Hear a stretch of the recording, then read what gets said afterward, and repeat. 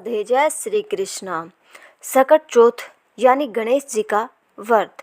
इस दिन महिलाएं अपनी संतान के लिए व्रत रखती है और पूरे दिन निर्जल रहकर व्रत करती है। रात को चांद के आने पर व्रत खोलती है। इस दिन गणेश जी और चौथ माता की पूजा की जाती है। ऐसा कहा जाता है कि सकट चौथ का व्रत करने से संतान को लंबी आयु मिलती है और उनके संकट टल जाते हैं।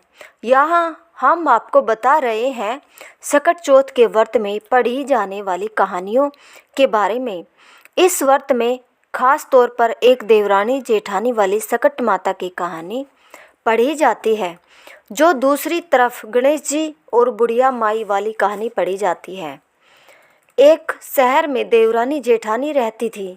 देवरानी गरीब थी और जेठानी अमीर थी। देवरानी हमेशा गणेश जी की पूजा करती थी और व्रत भी करती थी। देवरानी का पति जंगल में लकड़ी काटकर बेचता था।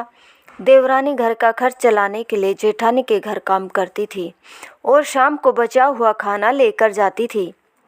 माघ महीने में गणेश जी का व्रत सकट चौथ देवरानी ने रखा। उसके पास पैसे नहीं थे, इसलिए उसने तिल व गुड़ लाकर तिलकुटा बनाया।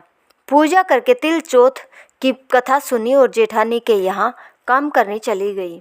सोचा शाम को चंद्र को अर्घ्य देकर जेठानी के यहाँ से लाया खाना और तिलकुटा खाएगी। शाम को जब जेठानी के घर खाना बनाया तो उसके जेठानी का व्रत होने के कारण सभी ने खाना खाने से मना कर दिया। अब देवरानी ने जेठानी से बोला, आप मुझे खाना दे दो जिससे मैं घर जाऊं। इस पर जेठानी ने कहा कि आज तो किसी ने भी कभी भी अभी तक खाना नहीं खाया, तुम्हें कैसे दे दूं? तुम सवेरे ही बचा हुआ खाना ले जाना। देवरानी उदास मन से घर चली गई। देवरानी के घर पर पति बच्चे सब आस लगाए बैठे थे कि आज तो त्योहार है, इसलिए कुछ पकवान आदि खाने को मिलेगा। लेकिन जब बच्चों को पता चला कि आज तो रोटी भी नहीं मिलेगी तो बच्चे रोने लगे।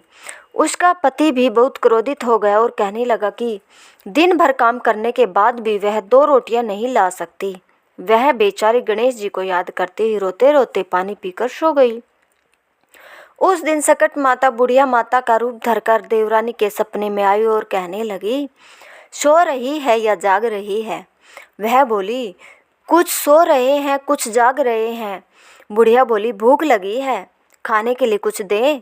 देवरानी बोली, क्यों, क्या दूं? मेरे घर में तो अन्न का एक दाना भी नहीं है। जेठानी बचा कुचा खाना देती थी, आज वो भी नहीं मिला। पूजा का बचा हुआ तिलकुटा छीके में पड़ा है, वही खा लो। सकट माता ने तिलकुटा खाया और उसके बाद कहने लगी, निमटाई लगी है, कहाँ निमटे? उसने कहा, यह खाली झोपड़ी है, आप कहीं भी जा सकती हो, जहाँ इच्छा हो वहाँ निमट लो। फिर सकट माता बोली, अब कहाँ पहुँचूँ? अब देवरानी को बहुत गुस्सा आया कि उन्हें कब से परेशान किए जा रही है। सो बोली कि मेरी साड़ी में पोंछ लो। देवरानी जब सुबह उठी तो यह देखकर हैरान रह गई कि पूरा घर हीरो और मोतियों से जगमगा उठा है। उस दिन देवरानी जेठानी के काम करने नहीं गई। जेठानी ने कुछ देर तो राह देखी, फिर बच्चों को देवरानी को बुलाने भेज दिया। जेठानी ने सोचा, कल खाना नहीं दिया था इसलिए शायद देवरानी बुरा मान गई होगी। बच्चे बुलाने गए। देवरानी ने कहा कि बेटा, बहुत दिन तेरी माँ के यहाँ काम कर लिया। बच्चों ने घर जाकर माँ से कहा कि चाची का पूरा घर हीरो और मोतियों से जगमगा उठा है। जेठानी दौड़कर देवरानी के पास आई और पूछा कि यह सब कैसे हो गया। देवरानी के ने उसके साथ जो हुआ वो सब कह डाला। उसने भी वैसा ही करने की सोची।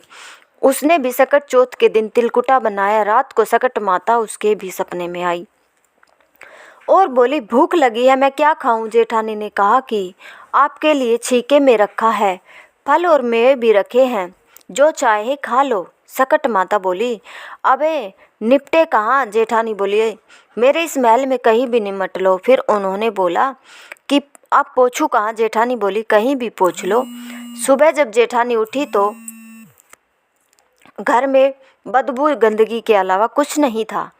हे सकट माता, जैसे आपने देवरानी पर कृपा की वैसे सब पर करना।